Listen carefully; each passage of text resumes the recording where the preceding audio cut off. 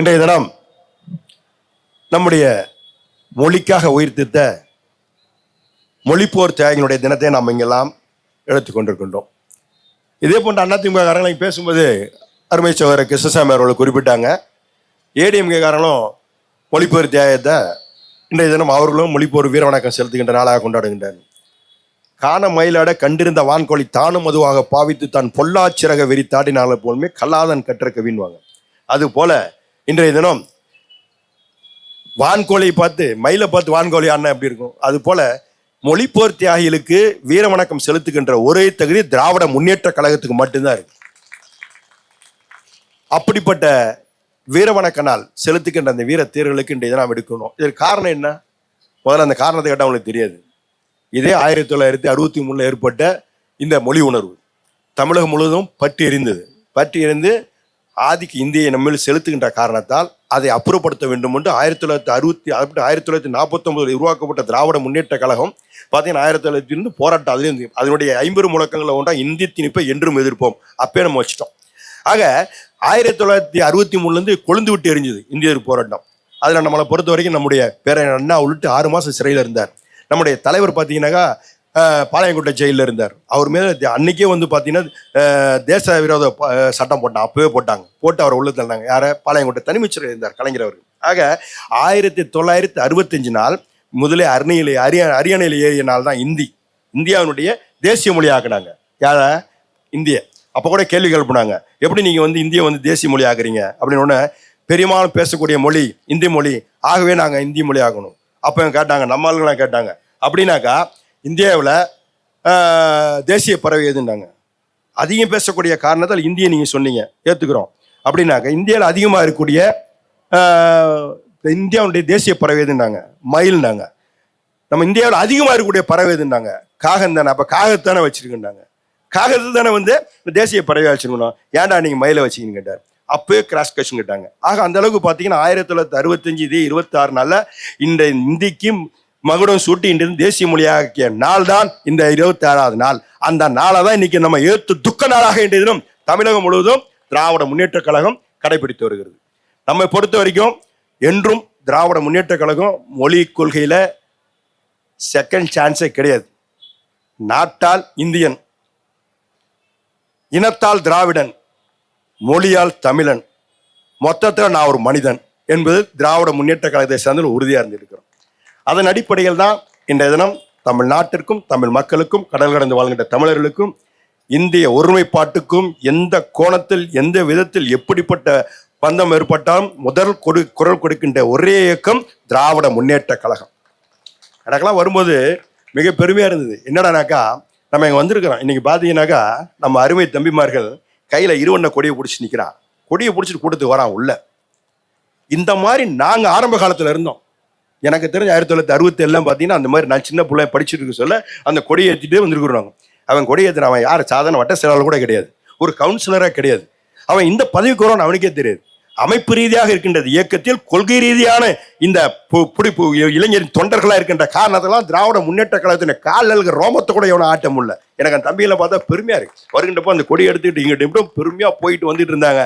உண்மையிலும் அவருக்கெல்லாம் வீர வணக்கம் செலுத்துகின்றனால உங்களுக்கு இன்றைய நம்ம உங்களை காலை தொட்டு வழங்க நான் கடமைப்பட்டிருக்கின்றேன். அருமை தும்பிமார்களே, அந்த அளவுக்கு பார்த்தீங்கன்னா கடைக்கு இயக்கத்தில் எந்தவித பொறுப்பும் இல்லாதவர்கள் நான் பார்த்தேன். அவங்களோட மூஞ்சி ஊத்து பார்க்குறேன். எந்தவித பொறுப்பும் இல்லாதவர்கள், அவங்க எந்தவித கவுன்சிலும் இல்லை, வட்டக்கலை செல்ல ஒரு பிரதிநிதி கூட இல்லை. ஆனால் அந்த உணர்வு அமைப்பு ரீதியாக அந்த இயக்கத்தில் கொள்கை ரீதியாக இருக்கின்ற காரணத்தால் அந்த இருவண்ண கொடியை தன் தோளில் சுமந்துக்கிட்டே நிற்கிறான். தம்பி நான் பார்த்தீங்கன்னா தோளில் சுமந்துக்கிட்டே நிற்கிறான் அந்த கொடியை.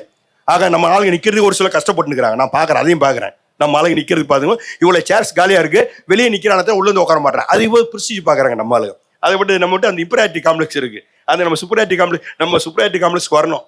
அப்படி வரணும், இங்கே உட்காரணும். ஆனால் உட்காராம நிறைய பேர் அங்கே ஒதுக்கி நிற்கிறாங்க. இருந்தாலும் பரவாயில்ல, ஒரு சில மேடைக்கு பின்னாடி நிற்கிறாங்க. அவங்க இன்னும் கொஞ்சம் காஸ்ட்லியானவங்க, அவங்க இன்னும் மேடைக்கு பின்னாடி நின்றுக்கிறாங்க. அவங்க ஒரு கூட்டம் போட்டு பின்னாடி நின்றுக்கிறாங்க. ஆக அந்த அளவுக்கு பார்த்தீங்கன்னா இன்னைக்கு அப்படியாப்பட்ட ப்ரிஸ்டீஜ் பார்க்குற காலகட்டத்தில் நான் சார்ந்திருக்கின்ற இயக்கத்தில் இருவண்ண கொடியை என் தோளில் சுமந்துட்டு இருக்கிறான் என் தம்பிமார்கள். அவங்களுக்குலாம் இந்த நேரத்தில் வாழ்த்தையும் பாராட்டியும் நாம் இந்த நேரத்தில் நான் தெரிவித்துக் கொள்ள கடமைப்பட்டுக்கின்றேன். உலக மக்கள் தொகையில் பார்த்தீங்கன்னாக்கா 40% பேருக்கு அவரை தாய்மொழியில் கல்வி கிடைப்பதில்லை. உண்மை. இன்னைக்கு பீகார் மொழி அழிஞ்சிருச்சு, பீகாரி மொழி அழிஞ்சிருச்சு.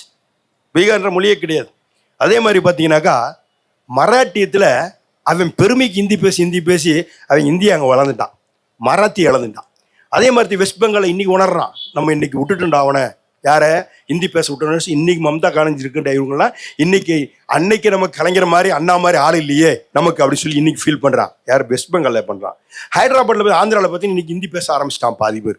ஆக ஒட்டுமொத்தமாக இந்தியாவில் பார்த்தீங்கன்னா பல மாநிலங்களில் அவனுடைய சொந்த மொழியை, அவனுடைய தாய்மொழியை இழந்த ஒரு சூழ்நிலையை பார்த்துட்டு இருக்கோம். அந்த அளவுக்கு பார்த்தீங்கன்னா இன்னைக்கு உலகம் முழுவதும் பார்த்தீங்கன்னா 7102 மொழி இருக்கு. உலகம் முழுவதும் 7102 மொழியில இந்தியாவில் மட்டும் 1624 மொழி இருக்கு. இந்தியாவில் மட்டும் 1624 மொழிகள் இருக்கு. அதுல யுனெஸ்கோ சொல்றது என்னன்னாக்கா, பழமையும் பெருமையும் இலக்கணம் இலக்கியம் உள்ள 11 குணங்கள் உள்ள ஒரே மொழி எதுனா தமிழ் மொழி தாண்டான்னு சொல்றான். தமிழகத்தில் இருக்க தமிழ் மொழி தாண்டா 11 விதமான மொழிக்கு நம்முடைய இலக்கண இலக்கியத்துக்கு உள்ள அந்த மொழி உணர்வுள்ள ஒரே தமிழ் மொழி தான்றான். அப்படியாப்பட்ட மொழி இன்றைய தினம் பார்த்தீங்கன்னா எந்த அளவுக்கு இன்னைக்கு புறந்தள்ளப்பட்டிருக்குது மத்திய ஒன்றிய அரசால். இன்றைய தினம் எந்த அளவுக்கு நம்ம பின்தக்கி தள்ளப்பட்டிருக்கோம், எந்த அளவுக்கு நம்ம எந்தெந்த கோணத்தில் நமக்கு மொழி தாக்குதல் நடத்துகின்றார்களோ அந்த அளவுக்கு தாக்கிறது. இன்னைக்கு இன்றைய சூழ்நிலையில் அதில் வெறும் 4% மொழிதான் உலக மக்கள் தொகையில் 97% மக்கள் பயன்படுத்துகின்றனர். மொத்தம் உலகத்தில் இருக்கக்கூடிய 7102 மொழியில வெறும் 4% தான் சொந்த மொழியை பயன்படுத்துறான். மீதி மொழியெல்லாம் பார்த்தீங்கன்னா அவன் கன்வெர்ட் ஆகிட்டான், அவன் ஆங்கில மொழிக்கு மாறிட்டான். இதை மாதிரி ஆதிக்கம் செலுத்தக்கூடிய ஒரு சில மொழிகள் இருக்கு, அந்த மொழிகள் போயிட்டான். மீதம் உள்ள 96 மொழிகள் பார்த்தா 3% மக்களை பேசுறாங்கன்னு ஒரு குறிப்பு சொல்லுது. ஆக ஏறக்குறை இன்னைக்குள்ள இந்தியாவில் இருக்க உலகத்தில் கூட 7102 மொழியில 3010 மொழியில் பார்த்தீங்கன்னா 43% தான் இந்த இதனும் அழிஞ்சே போச்சு. 43 மொழி அழிஞ்சே போச்சு, 40 மொழிக்கு வழியெல்லாம் போச்சு. அதற்கு காரணம் அவர்கள் தன்னுடைய மொழியிலிருந்து மாறுபட்டு வேறொரு மொழியை அவர்கள் ஏற்றுக்கொண்ட காரணத்தாலும் அல்லது அந்த மொழி ஆதிக்கம் செலுத்தப்பட்ட காரணத்தாலும் அந்த மொழியிலிருந்து ஒரு மொழியை ஒரு இனத்தை அழிக்கணும்னா மொழி அழிச்சா போதும், இனத்தை ஈஸியாக அழிச்சிடலாம். அந்த அளவுக்கு தான் இன்றைக்கு பார்த்தீங்கன்னா உலகத்தில் பல நாடுகளில் பல மொழிகள்லாம் இன்றைய தினம் பார்த்தீங்கன்னா அழிக்கப்பட்டு வருகின்றன.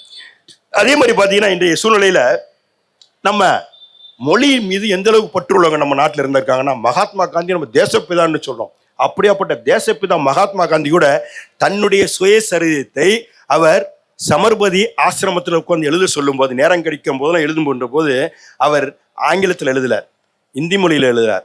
அவர் எழுதியது குஜராத் மொழியில் தான் எழுதினார். தன்னுடைய தாய்மொழி குஜராத் மொழி, அவர் குஜராத் மொழியில் தான் எழுதினார். அதுக்கப்புறம் தான் இங்கிலீஷில் டிரான்ஸ்லேஷன் பண்ணாங்க மகாத்மா காந்தி கூட. இன்னைக்கு தேசிய கீதம் போடுறோம், தேசிய கீதத்தினுடைய இது வங்க மொழி. ரவீந்திரநாத் தாகூர்ன்ற நம்முடைய நேஷனல் போயிட்டு தான் பாடினார், எழுதினார். ஆனா அந்த மொழி கூட அந்த தேசிய கீதத்தை இன்னைக்கு இந்தியா முழுவதும் போடுறது பார்த்தீங்கன்னா தேசிய கீதத்தை நம்ம பெங்காலி மொழி தான் போடுறோம். அவர் சொந்த மொழியில எழுதினார். யாரு? நம்முடைய ரவீந்திரநாத் தாகூர். அந்த அளவுக்கு பார்த்தீங்கன்னா அவங்கெல்லாம் தாய்மொழியின் மீது பற்று உள்ளவர்களாக, பாசம் உள்ளவராக இருந்த காட்சியை நம்ம பார்க்கணும். ஆனா இன்னைக்கு நம்மளை பொறுத்த வரைக்கும் நமக்குள்ள சூழ்நிலை, நமக்குள்ள இதுல இம்பீரியாரிட்டி காம்ப்ளெக்ஸ்ல நம்ம தமிழ் மொழியை நாளொரு மீறியும் பொழுதுருண்டமாக இழந்து கொண்டிருக்கின்றோம். உதாரணம் சொல்லணும்னா இந்த ஒரே ஒரு உதாரணம் இன்னைக்கு கிருஷ்ணாமி அவர் பேசும்போது சொன்னார், நம்மளுடைய ஏற்கனவே நஞ்சு உண்டும் தனக்குத்தானே தீயிட்டும் பல பேர் இன்னைக்கு நமக்கு மொழிக்காக தன் உயிரை நீத்தாரு சொன்னார். சிதம்பரம் பல்கலைக்கழகத்தில் ஒரே நிகழ்வு, இன்னைக்கு அந்த கொடி பிடிச்சி வந்த தம்பிகளை பார்த்து ஏற்பட்ட உணர்வு, அன்னைக்கு சிதம்பரம் பல்கலைக்கழகத்தில் அன்னைக்கு 1965 ஏற்பட்ட மிகப்பெரிய அண்ணாமலை யூனிவர்சிட்டியில பார்த்தீங்கன்னா பெரிய தகராறு, இந்திய எதிர்ப்பு, தமிழை வாழ்க இந்தி ஒழிக என்று கோஷம் போட்டாங்க. ராஜேந்திரன் என்ற அந்த இளைஞனுடைய தலைமையில் தான் அன்னைக்கு பெரிய ஆர்ப்பாட்டம் போராட்டம் நடந்தது. அப்படி அந்த போராட்டம் ஆர்ப்பாட்டம் நடக்கப்பட்ட ஏற்பட்ட விளைவுகள் என்னடானாக்கா, அன்றைய தினம் அன்றைக்கு இருந்த ஆட்சியாளர் என்ன பண்ணாங்க, சுடுறான்ட்டான். யார் எதிர்த்தாலும் இந்திய ஒழிகன்னா சுடுறான்ட்டான். அப்படி சுட்டதனுடைய விளைவு ஏற்பட்ட நிலைமை என்னடானாக்கா, அன்னைக்கு ராஜேந்திரன் அவனுக்கு குண்டி மாறல பாஞ்சு துடிச்சுக்கிட்டு இருக்கான், உயிருக்கு போராடிக்கிட்டு இருக்கான். அப்படி உயிருக்கு போராடி கொண்டிருக்க நேரத்தில் தான் உயிர் போய்விடும் என்று தெரிந்தும் அவன் என்ன பண்ணானா, அந்த நேரத்துல கூட இந்தி ஒழிக இந்தி ஒழிக இந்தி ஒழிக தமிழ் வாழ்க தமிழ் வாழ்க என்று கூக்குரல் கொடுத்தான். ஒரு கையில கொடி குடிச்சிட்டு இருக்கான் பாருங்க அவன் தம்பி, அது மாதிரி ஒரு பக்கம் கொடி, இன்னொரு பக்கம் இந்தி ஒழிகின்ற பேனர் கையில சின்ன தட்டி கையில வச்சிருக்கிறான். கையில வச்சுட்டு உயிர் போது ரத்த வெள்ளத்தோட உயிர் போகிற நேரம், அந்த நேரத்துல கூட பாத்தீங்கன்னா அவன் கொடுத்த ஒரே குரல் எதிரானா இந்தி ஒழிக தமிழ் வாழ்க தமிழ் வாழ்கன்னு தான் குரலை கொடுத்தான் ராஜேந்திரன் சொல்ல இந்த மாணவன். அப்படி அவர்களை போன்றவர்களாம் இன்றைய தினம் உயிர் தியாகம் செய்துதான் இன்றைய தினம் நம்முடைய மொழி காக்கப்பட்டு இன்றைய தினம் இன்னும் சொல்ல கொள்கை ரீதியான இந்த இயக்கத்தில், அமைப்பு ரீதியான இந்த இயக்கத்தில் கொள்கை பிடிப்புள்ள நாமெல்லாம் இன்னைக்கு ஒட்டுமொத்தமாக இருக்கின்ற காலத்தில் இந்தியாவில் இருக்கின்ற அனைத்து மாநிலத்திலும் மொழியை இறந்தார்கள். ஆனால் நம்ம மட்டும்தான் இன்னைக்கும் மொழியை இழக்காம இருக்கிறோம் என்றால் அதற்கு காரணம் தந்தை பெரியாரும், அறிவுலக மேதை பேரையர் அண்ணாவும், டாக்டர் கலைஞரும், இன்றைய நம்ம வழிநடத்துகின்ற தளபதியும், நம்மை வழிநடத்த இருக்கின்ற மரியாதைக்குரிய நம்முடைய டெப்டி மேயர், மரியாதைக்குரிய துணை முதல்வராகக்கூடிய உதயநிதி போன்றவர்கள்லாம் இருக்கின்ற காரணத்தால தான் இன்னைக்கு இன்றைய தினம் தமிழ் பாதுகாக்கப்பட்டிருக்கின்றது. ஒரே காரணம் நம்ம தான். உதாரணத்தை சொன்னாக்கா 200 ஆண்டுகளுக்கு முன்பு பார்த்தீங்கன்னாக்கா, முன்பு வரை ஐரோப்பிய நாடுகளில் கிறிஸ்துவ பாதிரியார் ஆகணும்னாக்கா அவங்க லத்தீனில் தான் படிக்கணும். லத்தீனில் படித்து தான் பாதிரியார் ஆக முடியும். லத்தீனில் தான் படிக்கணும். லத்தீனில் பைபிளை படித்து தான் அவங்க அதில் சேர்ச்சி பெற்று அதற்கு ஆக முடியும். அப்போது அந்த நேரத்தில் ஒருத்தர் என்ன பண்ணா, அங்கே அப்படிப்பட்ட அந்த நேரத்தில் கூட இங்கிலாந்து நாட்டை சேர்ந்த ஜான் விக்ஸ்லி என்று சொல்லக்கூடிய என்ன பண்ணுறானாக்கா போர் தொடுக்கிறான். என்னன்னாக்கா, நான் இதில் படிக்க மாட்டேன், என்னுடைய தாய்மொழி ஆங்கில மொழி, ஆங்கிலத்தில் தான்டா பைபிளை படிப்பேன்றான். நீ பைபிளை ஆங்கிலத்தில் படிக்கக்கூடாது, லத்தீனில் தான்டா படிக்கணும், லத்தீனில் தான் எழுதணும், லத்தீனில் இருக்கிற மொழியை லத்தீனில் பைபிளில் நீ லத்தீனில் தான் நான் படிக்கணுன்றான். முடியாதுன்றப்போ லத்தீன் ஒரு சின்னஞ்சிறு நாடு. பார்த்தீங்கன்னா யூரோப்பில் இருக்கக்கூடிய ஒரு சின்ன நாடு, ஏறக்குறைய 2000 பேருக்கு போப்பாண்டர் இருக்கக்கூடிய இடம். அந்த இடத்துல கூட அந்த லத்தீனில் தான் பார்த்தீங்கன்னா பைபிள் எழுதப்பட்டது. அந்த பைபிளில் தான் ஆங்கிலத்தில் தான் பேசுவோம், நாங்கள் ஆங்கிலத்தில் தான் படிப்பேன்றான். அது என்ன பண்ணுறது, அங்கே இருக்கக்கூடியவர்கள் அன்றைய அந்த முதியவர்கள் என்ன பண்ண, அந்த நேர காலகட்டத்தில் லத்தீனை எதிர்த்து பேசுகிறானேன்னு சொல்லி உடனே அங்கே ஜாட்டி எடுத்து அவனை அடிச்சு கொண்டுறான். அடித்து கொண்டதற்கு பிறகு அவனை இறந்து விடுகிறான். ஆனால் அவன் இறந்தாலும் இன்று திரும்ப சூழ்நிலை, அவனுக்கு அந்த நாட்டில் இங்கிலாந்துடைய நாடாளுமன்றத்தில் அவனுக்கு தன்னுடைய மொழிக்காக, ஆங்கில மொழிக்காக உயிர்த்தீர்த்த அந்த ஜான் விஸ்லின்றவனுக்கு படமாக வைத்து அந்த படத்தை இன்றும் வணங்கி கொண்டிருக்கின்றார்கள் இன்னைக்கு இங்கிலாந்துல. அன்னைக்கு விட்டுட்டான், அன்னைக்கு லத்தீனில் தான் படிக்கணும்னா, ஆனால் அதுக்கப்புறம் விட்டுட்டான். இதை சொல்வதற்கு காரணம் அந்த அளவுக்கு மொழி மீது அவனுக்கு அந்த காலத்தில் பற்று இருந்தது. அந்த அளவுக்கு மொழி பற்றுள்ளாக அன்னைக்கு அவன் இருந்தான். உதாரணத்துக்கு சொன்ன நம்முடைய மகாத்மா காந்தி கூட பார்த்தீங்கன்னா ஒரு காலகட்டத்தில் என்ன பண்ணாருனாக்கா, அவர் நம்ம சென்னையில் பேசிட்டு போறார். சுதந்திர வேட்கை நடக்கிற டைம்ல பேசிட்டு போறார். அப்படி பேசிட்டு போறப்போ அந்த கூட்டத்தில் கடனை வாங்கி பாவம் பாரதியார் பாண்டிச்சேரியிலேருந்து இங்கே வர்றார். பாண்டிச்சேரியிலேருந்து இங்கேருந்து கடனை வாங்கிட்டு என்ன பண்ணாருன்னா அந்த கூட்டத்தை மகாத்மா பேச்சை கேட்குறாரு. இன்னும் சொல்ல போனால் பாரதியார் மகாத்மாவின் தீவிர பக்தர், மிகப்பெரிய ஃப்ரீடம் ஃபைட்டர். அவர் ஃப்ரீடம் ஃபைட்டரும் மிகப்பெரிய மகாத்மா மீது பட்டும் பாசம் உள்ளவர். அவர் என்ன பண்ணார், கூட்டத்தை கேட்டுக்கிட்டு அவருக்கு மகாத்மா பேச ஆரம்பிக்கிறார். பேச ஆரம்பிச்சப்ப என்ன பண்றாரு, மகாத்மா ஆங்கிலத்தில் பேசுறாரு. பேசுன உடனே இவர் என்ன பண்றாரு, ஏஞ்சி வெளியே போயிடுறாரு. பாரதியார் போயிட்டு மகாத்மா பேசி முடிச்சுட்டு திருப்பி என்ன பண்ண, தன்னுடைய இடமா இருக்கக்கூடிய சமர்பதிக்கு போயிடுறாரு. குஜராத்தில் கூட சமர்பதிக்கு போயிடுறாரு. ஆசிரமத்தில் இவர் கடிதம் எழுதுறாரு. என்ன கடிதம் எழுதுறாருன்னா, கட்ட நோட்டீஸ், கண்டன அறிக்கைன்னு சொல்லி ஒன்று அனுப்புறாரு மகாத்மா காந்தி. யாருக்கு இவர் பாரதியார் மகாத்மா காந்திக்கு அனுப்புறாரு. மகாத்மா காந்தின்னு பார்த்துட்டு, என்னடா பாரதியார் நம்முடைய வெல்விஷராச்ச, என்னடா இவர் எச்சரிக்கை நோட்டீஸ் அப்படின்னு சொல்லி போட்டு கண்டன அறிக்கைன்னு சொல்லி போட்டுருக்காருன்னு சொல்லி வேக வேகமாக பிரித்து படிக்கிறார். படித்து பார்த்தா அதில் முழுக்க மகாத்மா காந்தி சார்ஜ் பண்ணி எழுதியிருக்கார். யாரு, கடுமையான முறையில் கண்டித்து எழுதியிருக்கார். உடனே இவர் படிச்சுட்டு என்ன பண்ணுறாரு, என்ன அதில் எழுதியிருக்காருன்னா, நம்ம எல்லாரும் இந்தியர்கள், நம்ம ஒட்டுமொத்தமாக வெள்ளையனை வெளியேறுன்னு சொல்கிறோம். அப்படி வெள்ளையனே வெளியேறுன்னு சொல்லுகின்ற இந்த காலகட்டத்தில் நீங்க எப்படி ஆங்கிலத்தில் பேசுனீங்க, ஆங்கிலத்தில் பேசுனது நான் ஏற்க மாட்டேன், ஆகவே நான் உங்களை வன்மையான முறையில் கண்டிக்கிறேன், இதுக்கு நீங்க வருத்தம் தெரிச்சுதான் ஆகணும்னு சொல்லி ஒரு கடுமையான முறையில் கடிதம் எழுதுறாரு. அதை படிச்சு மகாத்மா என்ன பண்றாரு, திருப்பி ஒரு கடிதம் எழுதுறாரு. என்ன கடிதம் எழுதுறாருன்னா, நான் தமிழ் தெரியாத காரணத்தால் நான் தமிழ்ல பேசல, நான் இங்க குஜராத்தில் பேசினா உங்களுக்கு புரியாதுன்னு சொல்லி தான் நான் ஆங்கிலத்தில் பேசினேன். இருந்தாலும் ஆங்கிலத்தில் பேசியது தவறு, அதற்காக நான் வருத்தம் தெரிவிக்கிறேன், உங்களுடைய உணர்வுகளை புரிந்து கொண்டு நான் பகிரங்கமா மன்னி கேட்கிறேன் மகாத்மா காந்தி கடிதம் எழுதுறாரு. யாருக்கு, அங்கிருந்து பாரதியாருக்கு எழுதுறாரு. எழுதிட்டு கீழே குறிப்புன்னு சொல்லி போறாரு. குறிப்புன்னு போட்டு என்ன தெரியுமா எழுதுறாரு, என்னை நீங்க ஆங்கிலத்தில் பேசுனதே தவறுன்னு சொல்றீங்க, அப்படியாப்பட்ட தாங்கள் ஏன் நீங்க ஆங்கிலத்தில் எனக்கு கடிதம் எழுதுனீங்கன்னாரு. இவரை கடிதத்தை ஆங்கிலம் எழுதுறாரு, கட்டண நோட்டீஸ் போட்டு இவரை ஆங்கிலத்தில் எழுதுறாரு. நீங்க ஏன் ஆங்கிலத்தில் எழுதுறீங்கன்னு கேட்டார். அப்போ பாரதியார் இவர் படிச்சு பார்த்துட்டு பாரதியார் திருப்பி கடிதம் எழுதுறாரு. என்ன தெரியுமா எழுதுறாரு, நம்ம எங்க மொழி தமிழ் மொழி 11 விதமான இலக்கியம் கொண்ட தெய்வீக மொழி. நான் உங்களை இந்தியாவுடைய தேசப்பிதாவாக மதிக்கின்றேன். அப்படி தேசப்பிதாவாக மதிக்கின்ற உங்களை நான் என்னுடைய தெய்வ மொழியாக கருதுகிற தமிழ் மொழியில் நான் உங்களை எச்சரிக்கணும் கண்டிக்கணும் எழுத மாட்டேன். அதனாலதான் நான் உங்களுக்கு இந்த நீச மொழியாக இருக்கின்ற ஆங்கில மொழியில் உங்களை எழுதுனேன். அந்த மொழியில உங்களை கண்டிக்கல, எனக்கு எந்த விதமான வேறுபாடும் கிடையாது, கருத்து வேறுபாடு கிடையாது. ஆனா இந்த மொழியில் எழுதக்கூடாதுன்னு சொல்லி அன்னைக்கு மகாத்மா காந்தியை பாரதியார் எழுதினார். ஆக அந்த அளவுக்கு பார்த்தீங்கன்னா நம்முடைய மொழி பற்றார்கள் அப்படிலாம் இருந்திருக்கிறாங்க. அதே மாதிரி பார்த்தீங்கன்னாக்கா செக்கோஸ்லோவியான்னு ஒரு நாடு, அந்த நாட்டில் வந்து ஜான் கேஸ் என்பவன் ஒருத்தர் இருந்தான்.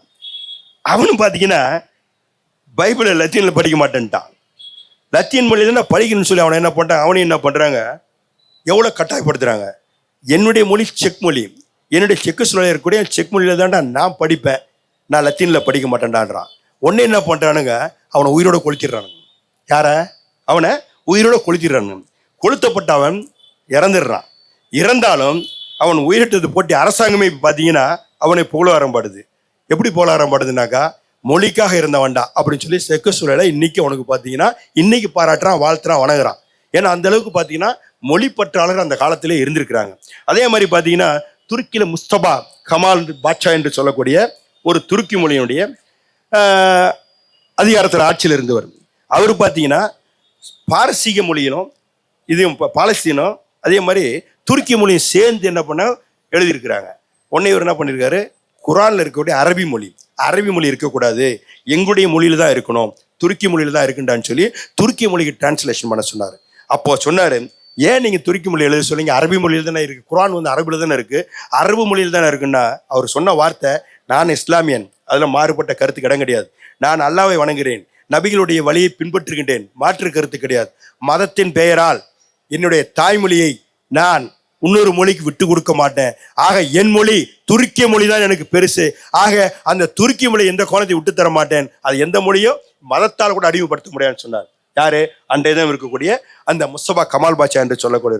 அந்த அளவுக்கு பார்த்தீங்கன்னாக்கா அவர் காலத்துல தான் உலகம் அறிந்த கான்ஸ்டபிள் நேபின் என்று சொல்லக்கூடிய அந்த ஊர் கிரேக்க மொழியிலிருந்து அந்த பேர் கான்ஸ்டான்டினோபிள்னு சொல்லக்கூடிய நோபல்னு சொல்லக்கூடிய அந்த ஊர் பேர் கிரேக்கத்தில் இருந்தது.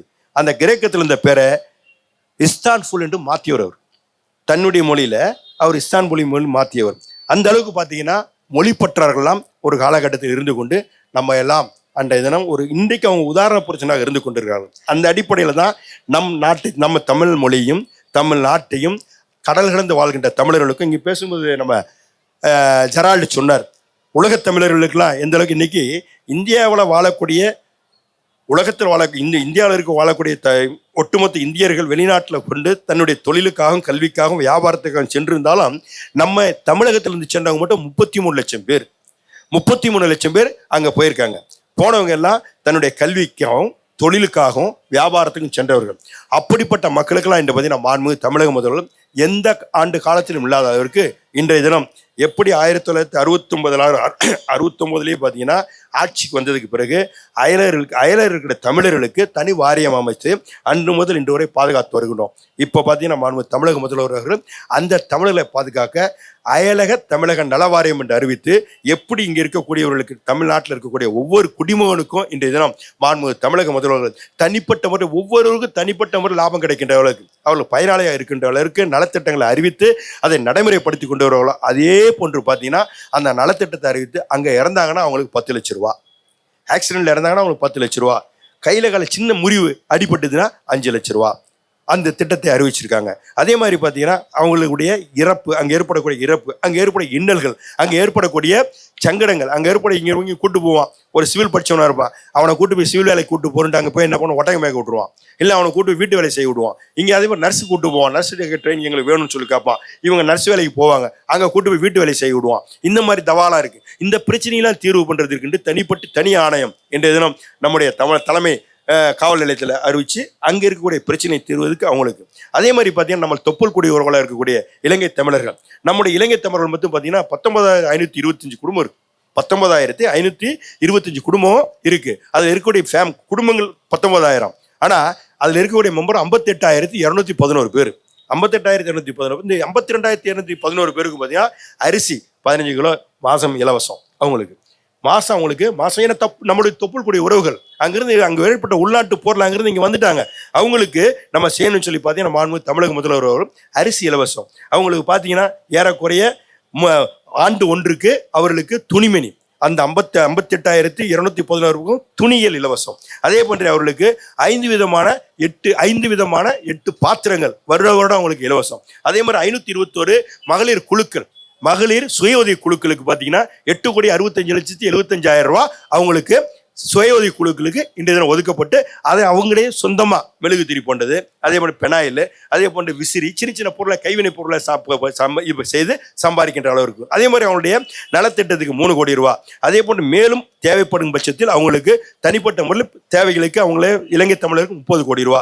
அதே மாதிரி ஒட்டுமொத்தமாக இருக்கக்கூடிய 105 முகாம் அவங்களுக்கு இந்திய தமிழகம் முழுவதும் அவர்கள் இருக்கக்கூடிய 29 மாவட்டத்தில் 105 முகாம் இருக்கு. இந்த 105 முகாமில் இருக்கக்கூடிய 19,000 குடும்பங்களுக்கு 58,221 பேருக்கு பார்த்தீங்கன்னா முழுக்க அவர்களுக்கு தேவையான அடிப்படை வசதிகளை மாண்பு தமிழக முதல்வர் செய்ய வேண்டும் என்று ஏறக்குறைய 178 கோடி ரூபாய் முதல் கட்டமாக 178 கோடி ரூபாய் ஒதுக்கி 7,486 வீடுகளை இலங்கை தமிழர்கள் நம்ம தொப்புள் கொடி உறவுகள் உள்நாட்டு கலவரத்தில் இங்கிருந்து இங்க வந்துட்டாங்க, அவர்களுக்கு உதவி செய்ய வேண்டும், அவர்களும் நம் தமிழர்கள் தான் என்ற உணர்வோடு அவர்களுக்காக வீடு கட்டி தந்த பெருமை நம்முடைய தமிழக முதலான தளபதி அவர்களுக்கு உண்டு.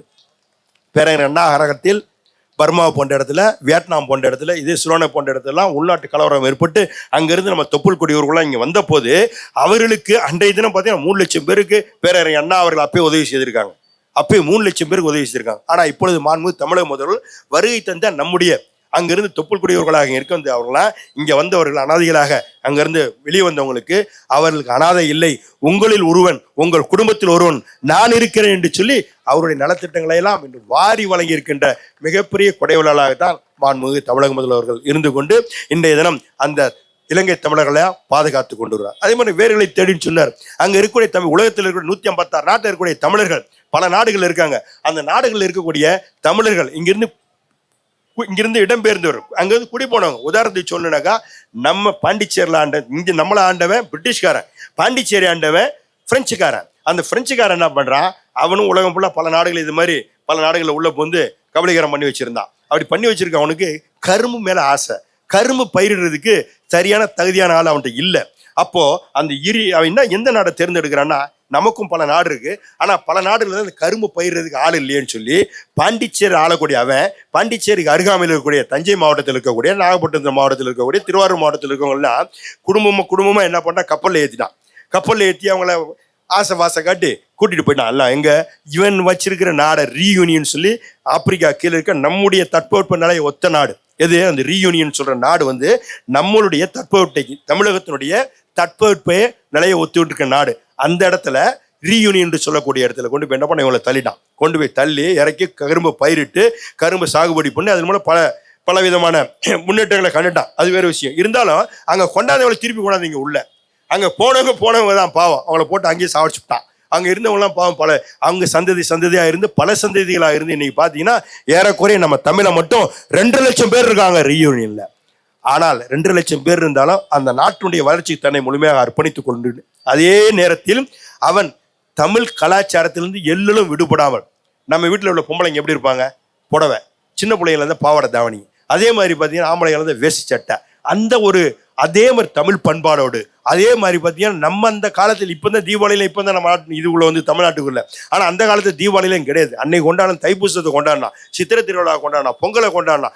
இன்றும் பார்த்தீங்கன்னா அந்த தமிழர் கல்ச்சர் பிரகாரம் எப்படி பழமையில் இருந்தார்களோ அந்த பழமையில் விடுபடாமல் நம்முடைய தமிழ் கட்சியிலிருந்து கொஞ்சம் எல்லின் முனையோட விடுபடாம இன்னைக்கும் பார்த்தீங்கன்னா அந்த ரீயூனியன் சொல்லக்கூடிய 2 லட்சம் பேர் இருக்கிற தமிழர்கள் இன்றும் தமிழை போற்றி பாதுகாத்து கொண்டவர்கள் தான் வாழுகின்ற நாடையும் வளஞ்சொலிக்க வச்சிருக்கின்றான். இன்னைக்கு தமிழர்னா சாதாரண விஷயம் கிடையாது. 2 லட்சம் பேர் இருக்காங்க நம்ம தமிழ.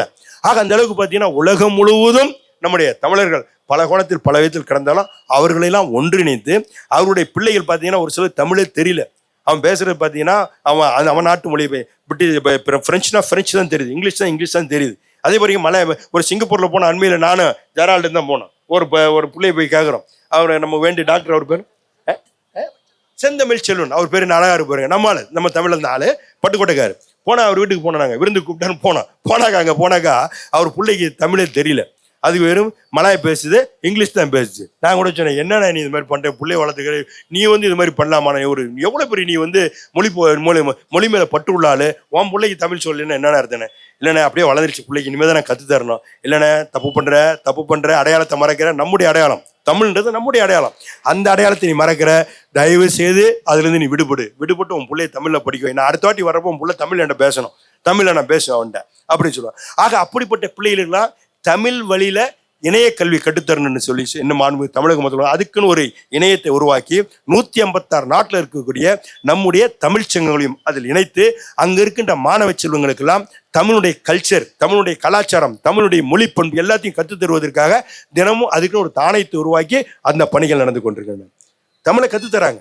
அதே மாதிரி அங்கே இருக்கக்கூடிய மாணவ செல்வங்களே வருடத்திற்கு 200 பேர் இங்கே அழைத்து வந்தவர்களுக்கு தமிழனுடைய எப்படி மன்னர்கள் ஆண்டார்கள், இங்கே மாமல்லபுரத்தில் ஆரம்பித்து நம்முடைய பல்லவர்கள் எப்படி ஆண்டார்கள், சேர சோழ பாண்டியர்கள் எப்படி ஆண்டார்கள், கீழடியினுடைய நம்ம கீழடியின் ஆய்வுடைய தமிழுடைய பண்பாடு எப்படி இருக்குது, அதே மாதிரி பார்த்தீங்கன்னா கல்லணையை கட்டிய மண்ணை எப்படி கட்டினா, அதே மாதிரி பெரிய கோயில் தஞ்சை பெரிய கோயில், அதே மாதிரி இருக்கக்கூடிய நம்முடைய வீரபாண்டிய கட்டபொம்மன் பாஞ்சாலங்குறிச்சி, ஆக அதே மாதிரி நம்ம இருக்கக்கூடிய இங்கே நம்ம கோட்டை வேலூர் கோட்டை, இது போன்ற நம்முடைய தமிழர்கள் ஆண்ட மன்னர்களுடைய பாரம்பரியத்தை அவர்களுக்கு எடுத்து கொடுக்கணும். அவர்களுக்கு இதெல்லாம் எடுத்து சொல்லணும் என்பதற்காக வருடத்திற்கு 200 பிள்ளைகளை தேர்வு செய்து அவர்கள் தமிழ் தூதுவர் என்ற பெயரை வச்சு அவர்கள் அங்கு சென்று அவர்கள் தமிழை பரப்ப வேண்டும் என்பதற்காக இணைய கல்வியை ஏற்படுத்தி தந்திருக்கின்றார்கள். அந்த அளவுக்கு மாண்பு தமிழக முதல்வர்கள் தமிழ் மீது உள்ள பட்டின் காரணமாகவும் பாசத்தின் காரணமாகவும் நாளொரு மீனியும் பொழுது ஒன்றமாக இன்றைய தினம் நல்லதொரு திட்டங்களையும் தீட்டி இன்றைய தினம் ஆட்னு கொண்டிருக்கின்றார். அப்படிப்பட்ட முதல்வர் தான் இன்றைய கூட பார்த்தீங்கன்னா எப்படி நீங்கள் கையில் கொடியை பிடிச்சி வந்து நிற்கிறானோ ஒரு தொண்டை, ஒரு தலைவர், நம்முடைய தலைவர் என்ன பண்ணுறாரு, அவரே குரல் கொடுக்குறார். இந்தி ஒழிக தமிழ் வாழ்கன்னு சொல்லி இன்னைக்கு பார்த்தீங்கன்னா அவர் குரல் கொடுக்குறார். அவர் குரல் புரிந்து போய் நம்ம தொண்டர்லாம் குரல் கொடுக்குறாங்க. ஆக இன்று வரை நம்முடைய மாண்புமிகு தமிழக முதல்வர் ஒரு தலைவர் என்ற தலைவராக இருந்தாலும் தன்னை ஒரு தலைவர் என்ற அந்தஸ்தில் வைத்துக்கொண்டு பார்க்காமல் தொண்டனோடு தொண்டனாக இருந்து இந்த தமிழ்நாட்டிற்கும் தமிழ் மக்களுக்கும் கடல் கடந்த வாழ்கின்ற தமிழர்களுக்கும் இந்திய ஒருமைப்பாட்டுக்கும் இன்றைய தினம் உழைத்து கொண்டு இன்றைய தினம் அகில இந்தியாவிலேயே தலை சிறந்த நாடாக தமிழ்நாடாக இன்னும் சொல்ல வேண்டுமேனால் மற்ற முதல்வர்களெல்லாம் பார்த்து பெருமைப்படுகின்ற அளவிற்கு பொறாமைப்படுகின்ற அளவிற்கு மாண்புமிகு தமிழக முதல்வர் அவர்கள் இன்றைய தினம் தமிழகத்தை வழிநடத்தி செல்கின்றார்கள். அதை பார்த்தா பொறாமையும் பொச்சரிப்போம். இன்னைக்கு பார்த்தீங்கன்னா பேசும்போது சொன்னார், அருமை நண்பர் சொன்னார், நம்ம கவர்னரை பற்றி சொன்னார். இன்னைக்கு கவர்னருக்கு என்ன கடுப்பு அப்படின்னாக்கா வடநாட்டிலேருந்து வந்து அவருக்கு என்ன தெரியும், கவர்னருக்கு நம்மளை பற்றி தெரியுமா, தமிழை பற்றி தெரியுமா, தமிழ் மொழியை பற்றி தெரியுமா, தமிழுடைய தெரியுமா, தெரியவே தெரியாது. அவருக்கு தெரிஞ்சது என்ன, அவனுக்கு தெரிஞ்சது இந்தி மொழி மோடியை தான் தெரியுமே தவிர வேற ஒன்றும் தெரியாது. அப்படியாப்பட்ட கவர்னர் இங்கே உட்காந்துக்கிட்டு அவனுக்கு ஜாலரை அடிச்சு தன் பதவி நீடிக்கப்பட வேண்டும் என்ற உணர்வு அடிப்படையில் இன்னைக்கு எந்த அளவுக்கு இன்னைக்கு தமிழர்களை வஞ்சிக்க வேண்டுமோ அந்த அளவுக்கு தமிழர்களை வஞ்சித்து கொண்டு எந்தெந்த கோணத்தெல்லாம் நமக்கு நேரம் கிடைக்கிற போதெல்லாம் தமிழர்களை இன்றைய குத்திட்டு கொண்டுமோ இன்னைக்கு பார்த்தீங்கன்னா வள்ளுவருக்கு காவி உடைய விட்டான். வள்ளுவருக்கு காவி உடைய விட்டு அவரை உட்கார வச்சுட்டான். யாரு, இது வரைக்கும் யாரும் செய்யாத ஒரு காரியத்தை மோடி இவர் நம்ம கவர்னர் செய்கிறார். இது வரைக்கும் யாருமே செய்யாத காரியம் புதுசாக செய்கிறார். அது மட்டும் இல்லை, இன்னைக்கு அவர் முழுக்க முழுக்க தமிழை இன்றைய தினம் சபையில் உட்கார்ந்துருக்கிறோம். சபையில் நடக்குது. முதல்ல காமராஜர் காலத்திலேருந்து, பக்தவச்சரன் காலத்திலேருந்து, அண்ணா காலத்திலேருந்து, கலைஞர் காலத்திலேருந்து, அதே மாதிரி இருக்கின்ற முதல்வர் காலத்திலாம் பார்த்தீங்கன்னா எதோடனாக்கா முதல்ல பேசுகின்ற கவர்னர் உரைக்கு முன்னாடி தமிழ் தாய் வாழ்த்து போடுவதுதான் வழக்கம். தமிழ் தாய் வாழ்த்து போட்டு அதுக்கு பிறகு இது நம்ம சபையை கூட்டுவாங்க. சபை நிகழ்ச்சி நடைபெறும். முடிஞ்சதுக்கு பிறகுதான் அதை நம்ம முடிஞ்சதுக்கு பிறகு தேசிய கீதம் போடுவாங்க. இதுதான் முறை. ஆனால் அந்த முறையிலேருந்து விடுபட்டு வம்பு பண்ணுறது என்ன பண்ணுறாருன்னா, இதே இவர் கவர்னரு தேசிய முதல்ல போனவுடனே தமிழ் தாய் வாழ்த்து போட்ட உடனே இவர் என்ன பண்ணுறாருன்னா வேகமாக எழுச்சி வெளியே போகிறார். ஏன்டா வெளியே போகிற அவர் சொல்கிற காரணம், அவர் சொல்கிறாரு தேசிய கீதம் போடணும். தேசிய கீதம் முதல்ல போட மாட்டாங்க, பின்னாடி தான் போடுவாங்க. எப்போவுமே அது வாழையடி வாழையா இருக்கின்ற ஒரு மரபு. அந்த மரபை மீறி இவர்கள், ஏன்னா அதில் நம்ம எழுதி கொடுக்குற நம்ம முதலமைச்சர் அதைப்பட்டு நம்ம தமிழக அரசு என்ன திட்டம் திட்டுதோ அந்த திட்டத்தை தான் அவர் படிக்கணும். அதில் வர்ற வார்த்தையும் தந்தை பெரியாரை பற்றியும் பேரறிஞர் அண்ணாவை பற்றியும் கலைஞரை பற்றியும் திராவிட மாடல் ஆட்சியினுடைய நலத்திட்டங்களை பற்றி தான் வருது. இதை தான் எப்படி படிப்பது, தன் வாயால் எப்படி வாயில தமிழ் என்று பேச சொல்றது கூட கூச்சப்படுகின்ற ஒரு கவர்னர் தான் இன்னைக்கு நம்முடைய கவர்னராக இருந்து கொண்டிருக்கின்றார். ஆட்டுக்கு தாடி இதுக்கு தான் கேட்டாங்க, தேவையில்லாமல் ஆட்டுக்கு தாடி இல்லை. அதே மாதிரி தான் இன்னைக்கு கவர்னர் இது நம்ம தமிழ்நாட்டுக்கு ஒரு மாநிலத்துக்கு இதுக்கிட்ட கவர்னர் தேவையில்லை. அப்படியேப்பட்ட கவர்னர் இன்னைக்கு இருந்து கொண்டு என்ன சொல்றாருனாக்கா, இன்னைக்கு அந்த இடத்துல நான் ஒரு தேசியக்கு தான் போடலை, அதனால நான் வெளிநடப்பு பண்றேன்றார். எவ்வளவு ஒரு தரங்கிட்ட செயல் பாருங்க. இது வரைக்கும் எந்த மாநிலத்திலையும் அது மாதிரி நடக்காத ஒரு நிகழ்வு. இந்த இடத்துல தான் இது 2வது முறையா கவர்னர் தன்னுடைய வெளிநடப்பு பண்றார். ஏன்னா அவர் தமிழ் என்ற வார்த்தையை உச்சரிக்க ஒரு மனசு இல்லை, திராவிட மாடல் ஆட்சி என்று சொல்வதற்கு மனசு இல்லை, தந்தை பெரியாரை பத்தி பேசுறதுக்கு மனசு இல்லை, தந்தை பேரறிஞர் அண்ணாவை பற்றி பேசுறதுக்கு மனசு இல்லை. தலைவர் கலைஞருடைய கடந்த கால சாதனைகள் அந்த குறிப்புகளில் வருது கவர்னர் உரையில், அதை பேசுறதுக்கு மனசு இல்லை. ஆகவே தான் அவர் என்ன பண்ணுறாருன்னா வெளிநடப்பு பண்ணுறாரு. வெளிநடப்பு பண்ணிட்டு அவர் குறை சொல்லணுமேன்றதுக்காண்டி அவங்க தேசிய கீதத்தை அவமதிச்சிட்டாங்கன்றார். நாங்கள் தேசிய கீதத்தை அவமதிக்கலை. தேசிய கீதம் எப்போதும் போல் முடிஞ்சோடனே பேசி முடிஞ்ச உடனே கவர்னர் உரை முடிஞ்ச உடனே தான் தேசிய கீதம் போடுவது மரபு. இப்போ இல்லை, ஆண்டாண்டு காலமாக அது கர்மவீரர் காமராஜர் முதலமைச்சராக இருக்கின்ற காலகட்டத்திலிருந்து நடந்து வருகின்ற ஒரு முறை. ஆனால் அந்த முறையும் மாற்ற வேண்டும் என்ற உணர்வு அடிப்படையில் இவர் புதுசாக சொல்லி, ஏன்னா இந்த தமிழ் நம்முடைய வார்த்தைகளை சொல்லணும், தமிழுடைய மரபு மாண்புகளை ஏறக்குறைய இந்த 3 ஆண்டு காலத்தில் திராவிட முன்னேற்ற கால திராவிட மாடல் ஆட்சி செய்த நலத்திட்டங்களையும் சொல்லணும். அவர் சொல்லுவதுக்கு மனசு இல்லை, சொல்லுவதுக்கு வாய் இல்லை. அதுக்காண்டி என்ன பண்ணுறாருன்னா இதை பெண்ணு ஒரு குறை சொல்லிட்டு வெளியே போகின்ற ஒரு கவர்னராகத்தான் இருந்து கொண்டு இன்றைய தினம் தமிழ்நாட்டுடைய எந்த அளவுக்கு தமிழ் மொழியை கேவலப்படுத்தணுமோ அசிங்கப்படுத்தணுமோ அந்த அளவுக்கு இன்றைய தினம் கொடுமைப்படுத்துகின்ற காட்சியெல்லாம் பார்க்குறோம். இன்னைக்கு இந்தியாவில் இருக்கக்கூடிய மொழிகள் பல மொழிகள் இருந்தாலும் அந்த மொழிகள் சமஸ்கிருதத்துக்கு ஹிந்திக்கு மட்டும் பார்த்தீங்கன்னா 450 கோடியை ஒதுக்குது மத்திய அரசு. 450 கோடியை ஒதுக்கு வேணான்னு சொல்லு. ஆனால் தெலுங்கு மொழி, ஆந்திரா, அதுபட்டது கேரள மொழி, அதாவது மலையாள மொழி, கர்நாடகம், தமிழ் மொழிக்கு வெறும் 43 கோடி ஒதுக்குது. வெறும் 43 கோடி ஒதுக்குது. அவனுக்கு எவ்வளோ, நமக்கு எவ்வளோ பாருங்க. அந்த 2 மொழிக்கு மொழி சமஸ்கிருதம் இல்லாத மொழி ஒன்று, மொழியே இல்லாத மொழிக்கு அவ்வளோ ஒதுக்குறான். நமக்கு ஒதுக்குறது வெறும் 43 கோடி. ஆனால் எந்த அளவுக்கு நம்ம புறந்தள்ளப்பட்டிருக்கோம், எந்த அளவுக்கு நம்ம வஞ்சிக்கப்பட்டிருக்கிறோம் என்பதை எடுத்துக்காட்ட தான் இதை நான் சொல்ல வரேன். ஆக அந்த அளவுக்கு பார்த்தீங்கன்னா இன்றைய தினம் மத்திய அரசு முழுக்க பேசும்போது சொன்னார், நம்ம கிருஷ்ணாமி அவர்கள் பேசும்போது ஒரு கருத்து நல்லா வச்சார். சபையில் பேரறிஞர் அண்ணா அவர் கூட பார்த்தீங்கன்னா தன் கன்னி பேச்சில் பேசும்போது என்ன சொன்னார்னாக்கா, தன்னுடைய கன்னி பேச்சை இப்போ நாடாளுமன்றத்தில் அவர் மாநிலங்களவை உறுப்பினர் தேர்ந்தெடுக்க போகும்போது சொன்ன வார்த்தை என்னடானாக்கா, அவர் சொன்னது தனித்தமிழ்நாடு கோரிக்கை கை வச்சார். தனித்தமிழ்நாடு கோரிக்கையை அவர் வச்ச போது ஏற்பட்ட விளைவு என்னன்னாக்கா, அன்னைக்கு பண்டித ஜவஹர்லால் அவர்கள் பிரதமராக இருந்தார். அவர் கடுப்பாயிட்டார். கடுப்பாய் என்ன பண்ணிட்டார், அவர் கடுமையான முறையில் இவரை பேச ஆரம்பிச்சிட்டார். அவர் பேசும்போது இந்தியா ஒன்றுபட்ட நாடு, அதில் மாற்றுக்கிறது கிடையாது. ஆக அண்ணாதுரை என்பவர் தமிழகத்தில் இருந்தவர் தனிநாடு கோரிக்கை வைக்கிறார், தனித்தமிழ்நாடு வைக்கிறார், அது ஏற்புடைய விஷயம் இல்லைன்னு சொல்லி கடுமையான முறையில் அவரை சாடிட்டு உட்காராரு. அப்படி சாடிட்டு உட்காரும் போது அந்த இடத்துல நம்முடைய வாஜ்பாய் அவர்கள் ஜனசங்கத்தினுடைய நாடாளுமன்ற மாநிலங்களவை உறுப்பினர், முன்னாள் பிரதமர் வாஜ்பாய் அவர்கள், அவர் என்ன சொல்றாருனாக்கா, அவர் பேசும்போது சிஎன் அண்ணாதுரை அவர்கள் தனித்தமிழ்நாடு கோரிக்கை வைச்சாங்க, அதில் எனக்கு உடன்பாடு இல்லை. ஆனால் தனித்தமிழ்நாடு கேட்பதற்கு தள்ளப்பட்ட சக்தி எது அப்படின்னு கேட்குறாரு.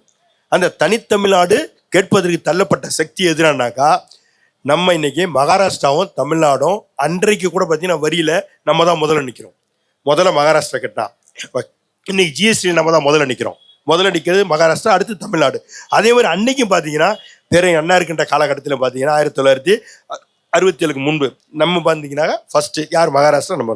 ஆக நம்முடைய வரி பணத்தை நம்ம செலுத்த வேண்டிய சரியான முறையில் அவங்களும் வரி செலுத்திடுவோம். ஆனால் அப்படி வரி செலுத்தால் கூட நமக்கு சேர வேண்டிய ஈவுத்தொகையை அன்றைக்கு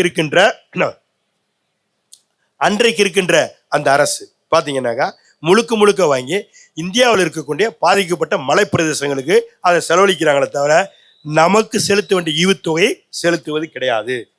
நமக்கு தர வேண்டிய ஈவுத்தொகையை செலுத்துவது கிடையாது. அப்போ என்ன பண்ணுவோம், உரிமையை நம்ம கேட்க மாட்டோமா? அதை தான் அவங்க கேட்கின்றார்கள். ஆகவே அவர்களுக்கு செலுத்த வேண்டிய தொகை, அவருடைய ஈவுத்தொகையை நீங்கள் அளிக்க வேண்டும். ஒன்று. அடுத்தபடியாக அவர்களுக்கு மொழிக் கொள்கையில் நம்ம அவர்களை இரண்டாந்தரமாக்கக்கூடாது. அதில் அவங்களுக்கு விடுபடாமல் அந்த மொழிக்கு அவருக்கு உரிமையை தர வேண்டும் என்று வாஜ்பாய் அவர்களை அன்னைக்கு சபையில் பேசினாங்க. இதை சொல்வதற்கு காரணம், அன்னைக்கு நம்முடைய பேரறிஞர் அண்ணா அவர்கள் குறுக்கிட்டு அன்னைக்கு பண்டித ஜவஹர்லால்கிட்ட வாதம் பண்ணவர். ஆக இந்த மொழிக்காக வேண்டி அந்த காலத்திலே வாதம் பண்ணி அந்த அளவுக்கு நாடாளுமன்றத்தில் இன்னும் சபை குறிப்பில் இருக்கு அன்னைக்கு பேசிய பேச்சு. ஆக அந்த அளவுக்கு பேசிய பேச்சுக்கள் இதெல்லாம் எதுக்குடானாக்கா முழுக்க நம்ம தமிழுக்காக வேண்டிதான். நம்ம தமிழ் தனிநாடு ஒன்று இருந்திருந்தா இன்னைக்கு நம்ம சிங்கப்பூரோட மலேசியாவோட எங்கேயும் போயிருப்போம். அந்த அளவுக்கு பொருளாதாரத்தில் மிக உயர்ந்த இடத்துக்கு போயிருப்போம். இருந்தாலும் இன்றது இருப்பது காரணம், ஒன்றிருந்த இந்தியாவில் நாங்கள்லாம் இணைந்திருக்கின்ற காரணத்தால் தான் நாங்கள்லாம் இன்றைக்கு வஞ்சிரிக்கப்பட்டு கொண்டு பேரறிஞர் அண்ணா அவர்கள் அன்றைய தினம் ஆணித்தரமாக சபையில் பேசினார்கள். ஆக இன்றைய தினம் சிறப்பான முறையில் தமிழகம் முழுவதும் இந்திய எதிர்ப்பு மொழிப்போர் தியாகிகளுடைய நினைவு நாளை நாம் ஆண்டாண்டு தோறும் நம்ம நினைவுகளை எடுத்துக்கொண்டிருக்கின்றோம். அப்படிப்பட்ட நிகழ்வு தான் இந்த இடத்துல நம்முடைய அருமை நண்பர் நம்முடைய ஜெரால்டு அவர்களும் அருமை தம்பி தியாகராஜன் அவர்களும் இணைந்து சிறப்பான முறையில் மாவட்ட இளைஞர் அமைப்பாளர் ஒன்றாக இணைந்து இந்த நிகழ்ச்சியை ஏற்பாடு செய்து தமிழகம் முழுவதும் நடைபெறும். தலைவர் கூட பேசி நேரம் முடிச்சிட்டாங்க. தலைவர் பேசி முடிச்சு 2 மணி நேரம் ஆகுது. நம்ம மட்டும்தான் ஏன்னா லியோனி அவர்கள் மாட்டிக்கிட்டாங்க, அருகாமையில் வந்துட்டார். இன்னொரு 5 நிமிஷத்தில் இங்கே வந்துடுவார். அவர் இன்னும் 5 நிமிஷத்தில் வந்துடுவார். அவர் லியோனி அண்ணன் அவர்கள் அவர்கள் டிராஃபிக்கில் மாட்டிக்கிட்டாங்க. ஆக அந்த அளவிற்கு சிறப்பான முறை ஏற்பாடு செய்த நம்முடைய ஜெரால் அவர்களுக்கும் அருமை தம்பி தியாகராஜன் அவர்களுக்கும் எனது மனமார்ந்த நன்றியும் வாழ்த்துக்களையும் இந்த நேரத்தினால் தெரிவித்துக் கொள்ள கடை. எங்க இருக்காங்களா இப்போ? பருத்திப்பட்டு தாண்டாங்க. ஏன் இங்க தொண்டை எனக்கு தாண்டலையா?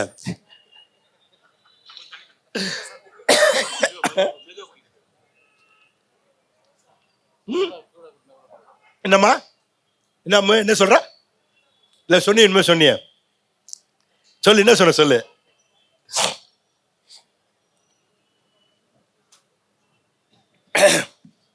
ஆக பணியையும் பொருட்படுத்தாமல் இந்த அளவிற்கு வருகை தந்து இங்கே இதெல்லாம் வந்து பார்த்தீங்கன்னா உட்காந்துருக்க மகளிரணி சகோதரிகளுக்கும் நம்முடைய அன்பு கழக உடன்பெறுவர்களுக்கும் இந்த நேரத்தில் எனது மனமார்ந்த நன்றியும் வாழ்த்துக்களையும் தெரிவித்துக் கொள்ள கடமைப்பட்டிருக்கின்றேன். ஆக இந்த மொழிப்போர் தினத்தன்று நாம் எடுத்துக்கொள்ள வேண்டிய உறுதிமொழி நம்ம மொழி உணர்வோடு இருக்க வேண்டும், இன உணர்வோடு இருக்க வேண்டும். எந்த காலத்திலையும் எந்த நேரத்திலையும் தமிழை நம்ம விட்டே கொடுக்கக்கூடாது. தமிழன் என்ற அந்த அந்த சுப்ரியாரிட்டி காம்ப்ளெக்ஸ் நமக்கு இருந்தே ஆக வேண்டும். ஏன்னா நம்ம மகாத்மா காந்தி கூட பார்த்தீங்கன்னா அவரை கேட்குறாங்க, அடுத்த முறை நீங்கள் பிறந்தா என்னவா பிறக்கணுன்றாங்க. மகாத்மா காந்தியை பத்திரிக்காரன் கேட்குறான். அதுக்கு அவர் சொன்ன வார்த்தை என்ன தெரியுமா? அடுத்த முறை நான் பிறந்தால் நான் தமிழனாக பிறக்கணும்னு சொன்னார். உடனே பத்திரிக்காரெல்லாம் கேட்குறான், நீ ஒரு குஜராத்தி, உங்களுக்கு எதுங்க நீங்கள் தமிழ்லாம் பிறக்கணும்னு ஆசைப்படுறீங்க? அப்போ அவர் சொல்கிறாரு, எனக்கு வந்து டாக்ஸ்ராய் என்று சொல்லக்கூடிய அறிவியல் அறிஞர், ஒரு ரஷ்ய அறிஞர் கடிதம் எழுதுவார். வாரத்துக்கு 2 கடிதம் வரும். அப்படி அந்த கடிதங்கள் வரும் பொழுது அந்த கடிதத்தில் 2 வரி எழுதி அது கீழே தான் ஒரு கடிதத்தை எனக்கு எழுதுவார். அந்த 2 வரியில் உலகத்தின் நடப்புகளை சுருங்க இருக்கும். அது என்னன்னு சொல்லி ஒவ்வொரு கடிதத்தில் ஒன்று மாதிரி எழுதுறாருன்னு சொல்லி, இந்த 2 வரி எழுதுறீங்களே கவிதை, அது யாருடையது, எங்கேருந்து எடுக்கிறீங்க, ஒவ்வொரு கடிதமே எழுதுறீங்களேன்னு கேட்குறாங்க. அப்போது டாக்ஸ்ராயில் கடிதம் எழுதுறாரு, உங்கள் நாட்டில் தான் இருந்துரு. எங்கள் நாட்டில் யாருன்றார்? தமிழகத்தில்ன்றார். தமிழகத்தில் எங்கன்றார்? மயிலாப்பூரில் யாருன்னா திருவள்ளூர்னு சொல்கிறார். திருவள்ளூர் தான் அந்த 2 வரி திருக்குறளை ஒரு டிரான்ஸ்லேட் 1802 டிரான்ஸ்லேட் பண்ணிட்டாங்க திருக்குறளை. அந்த திருக்குறளை தான் அவர் ஒவ்வொரு வரியாக எழுதி அமைச்சிக்கிட்டே இருக்கிறார். இதை பார்த்துட்டு பிரமிச்சு போன மகாத்மா, இந்த மாதிரி 2 வரியை உலக நடப்புகளை 2 வரியை எழுதி காட்டுறாங்களேன்னு சொல்லி அவரே பிரமிச்சு போயிட்டு என்ன பண்ணுறாரு, அவர் தான் யாருன்னு கேட்குறாரு. அப்படி கேட்டதுக்கு பிறகு அவர் சொல்கிறாரு, நான் ஏன் தமிழ்னா பிறக்கணும்னு சொன்னேன் தெரியுமா? நான் தமிழ்னா பிறக்க வேண்டும் என்ற ஆசை எனக்கு ஏன் வந்ததுனாக்கா, இந்த திருக்குறளை டாக்ஸ்ராயல்னு சொல்லக்கூடிய ஒரு அறிஞர் எனக்கு எழுதுவார். அதை நான் படிப்பேன். அப்படி படிக்கும்போது எனக்கு அது டிரான்ஸ்லேட் தேவைப்பட்டது. ஆங்கிலத்தில் படிக்கும்போது டிரான்ஸ்லேஷன் தேவைப்பட்டது. அதை நான் குஜராத் மொழியிலையோ இந்தி மொழியிலையோ மாற்றி படிப்பேன். அப்படிப்பட்ட டிரான்ஸ்லேஷன் இல்லாத பொதுக்கண்ணடி இல்லாமல் நான் தமிழில் படிக்க வேண்டும். அதற்காக திருக்குறளை படிப்பதற்காக நான் தமிழனா பிறகுன்னு சொன்னாராம். யாரு? திருவள்ளுவர். ஆக அந்த அளவுக்கு பார்த்தீங்கன்னா தமிழுக்கு பெருமையும் சிறப்பும் உண்டு. அந்த காலத்திலேருந்து ICS பட்டம் பெற்றவர் யார்? நேதாஜி சுபாஷ் சந்திர போஸ். அவரை கேட்குறாங்க, நீங்கள் அடுத்த முறை பிறந்த என்னவா பிறகுங்கிறாரு. இதே கருத்தை வலியுறுத்துறாரு. அவர் ICS இன்னைக்கு IAS படிப்புன்னா அந்த ICS பட்டம் படித்தவர். இன்னைக்கு உலகத்தில் இருக்க 3வது மாணவன், பிரில்லியன்ட் ஸ்டூடெண்ட். பிரிட்டிஷ் ஏகாதிபத்தியத்தில் வேலை செய்ய பக்கிங்ஹாம் பேலஸில் வேலை செய்கிறாரு. இப்போ கை நிறைய பவுண்ட்ஸ், நம்ம என்ன ருபீஸ் மாதிரி அமெரிக்க டாலர் மாதிரி அவனுக்கு பவுண்ட்ஸ், கை நிறைய சம்பளம் தரான். அந்த காலத்தில் அவருக்கு நேதாஜிக்கு காரை கொடுத்துருக்கான். அந்த காலத்தில் அவருக்கு பக்கிங்ஹாம் பேலஸை ரூமும் கொடுத்துருக்கான், வீடும் கொடுத்துருக்கான். அங்கேருந்து கொண்டு அவர் என்ன பண்ணுறாருன்னா ராஜினாமா கடிதம் எழுதி கொடுக்குறாரு. மவுண்ட் பட்டன் போய் எழுதி கொடுக்குறாரு, நான் ரிசைன் பண்ண போகிறேன்றார். எதுக்கே ரிசைன் பண்ண போகிறேன்? கை நிறைய உனக்கு ஃபோன்ஸ் தரோம், உனக்கு கை நிறைய உனக்கு வீட்டை தரோம், உன் வீட்டை கொடுத்துருங்க, உனக்கு காரை கொடுத்துருங்க, ஏன் போகிறேன்றார். இன்றைக்கி நம்ம 140 கோடி மக்கள், இந்தியாவில் இருக்கிறவங்க 140 கோடி மக்கள். ஆனால் அன்னைக்கு இருந்து வெறும் 30 கோடி மக்கள். இந்த 30 கோடி மக்களும் உன்னிடம் அடிமை வாழ்க்கை வாழ்ந்து கொண்டிருக்கின்றார்கள். அந்த அடிமை சங்கிலியை உடைத்தெறிய வேண்டும் என்பதற்காக நான் இந்தியாவுக்கு சென்று நான் ஃப்ரீடம் ஃபைட்டராக, சுதந்திர போராட்ட வீரனாக மாற போறேன்னு சொன்னாராம். யாரு? நேதாஜி சுபாஷ் சந்திர போஸ். அப்படியாப்பட்டார். இன்னும் சொல்ல வேண்டும் என்றால், பிரிட்டிஷ் அந்த காலகட்டத்தில் ஹிட்லரை பார்த்து பயப்படாத எந்த நாடும் கிடையாது. அந்த காலகட்டத்தில் கூட ஹிட்லரு இவர் அழைச்சிருக்காரு. ஹிட்லர் அழைச்சிருக்கு போய் இவர் என்ன பண்ணுறாரு, ஹிட்லரை பார்க்கறதுக்கு போகிறார், ஜெர்மன் போகிறார். அவருடைய ஆஃபீஸ் ரூமுக்கு போக சொல்ல, அவர் ஆஃபீஸ் ரூமில் பார்த்தீங்கன்னா ஹிட்லர் மாதிரி ஒருத்தன் போகிறான், ஹிட்லர் மாதிரி ஒருத்தன் வரான், இன்னொரு ஹிட்லர் மாதிரி ஒருத்தன் வரான். கிட்டத்தட்ட 7-8 பேர் ஹிட்லர் மாதிரி போயிட்டு வந்துட்டு இருக்கிறான். இவர் ஒன்றும் புரியல. இவர் கம்முனே உட்காந்துட்டு இருக்காரு. கடைசியில் ஒருத்தன் பின்னாடி முதுகில் கை வச்சான். கை வச்ச உடனே மிஸ்டர் ஹிட்லர்னாரான். யார்? நேதாஜி. மிஸ்டர் ஹிட்லர்னாரான். உடனே இவ்வளோ பேர் இருக்கான், அவனையெல்லாம் விட்டுட்டு என்ன எப்படி ஹிட்லர் கண்டுபிடிச்ச நீ அப்படின்னு கேட்டாரான். என் மேலே கை வைக்கிற தைரியம் இந்தியாவிலேயே உலகத்தையும் ஒருத்தனுக்கு தான் யாருக்குண்டாரான். யாரா? ஹிட்லரை. அப்படியேப்பட்டாலும் நேதாஜி சுபாஷ் சந்திர போஸ். அந்த நேதாஜி சுபாஷ் சந்திர போஸை நீங்கள் அடுத்த முறை பிறந்தா என்ன பிறகுன்றப்போ நான் தமிழனா பிறகுன்னு சொல்லியிருக்காரு. அப்படியே ஃப்ரீடம் ஃபைட்டர். யார்? நேதாஜி சுபாஷ். தமிழில் ஏன்டா நீ தமிழா பிறகுன்னு கேட்குறாங்க. அவன்கிட்ட தானே மொழிப்பட்டு இருக்கு, அவன்கிட்ட தானே தேசப்பட்டு இருக்கு, அவன்கிட்ட தானே போராட்ட குணம் இருக்குது. அப்படியாப்பட்ட போராட்ட குணமும் அப்படியாப்பட்ட மொழிப்பற்றும் அப்படியாப்பட்ட இனப்பற்றும் உள்ள ஒரே அர்த்தம் யாரானா தமிழின மக்கள் தான்டா. அதனால தான்டா அடுத்த வாட்டி நான் பிறந்தா தமிழனா பிறகுன்னு சொன்னாராம். யாரு? சுபாஷ் சந்திர போஸ். ஆக தமிழுடைய பெருமைகள்லாம் இவ்வளோ இருக்கு. 4 மணியும் பொழுது பேசிக்கிட்டே இருக்க, நாள் பூரா பேசலாம் தமிழுடைய பெருமையை. அப்படியாப்பட்ட தமிழை இன்னைக்கு பார்த்தீங்கன்னாக்கா ஒன்றிய அரசால் வஞ்சிக்கப்பட்டு எந்தெந்த கோணத்தில் எப்படியெல்லாம் இன்றைக்கு நாம் 2ஆம் தர குடிமகளாக ஆக்கப்பட்டிருக்கும் என்பது நமக்கு எல்லாம் தெரியும். ஆக இப்படியாப்பட்ட சூழ்நிலையில் நீங்கள் அனைவருமாக நாம் எல்லாம் ஒற்ற கருத்தோடு வருகின்ற காலகட்டத்தில் யார் நம்மை பாதுகாப்பார்கள், தமிழ்நாட்டையும் தமிழ் மக்களையும் தமிழ் மொழியையும் யார் பாதுகாக்கிற என்ற உணர்வின் அடிப்படையில் நாம் எல்லாம் ஒத்த உணர்வோடு நாம் தமிழன் என்ற கர்வத்தோடு நான் தமிழன் என்ற அந்த இன உணர்வோடு இருந்து தமிழ்நாட்டையும் தமிழ் மக்களையும் காத்துக்கின்ற தளபதி அவருடைய கரத்தை நாம் வலுப்படுத்த வேண்டும். அதற்காக நாம் எல்லாம் தயாராவது மட்டும் இல்லை, நம்மை சார்ந்தவர்களையும் நாம் அந்த மொழி உணர்வோடு இருக்க வைக்க வேண்டும் என்றெல்லாம் உங்களை இந்த நேரத்தில் நான் கேட்டுக்கொள்ள கடமைப்பட்டிருக்கின்றேன்.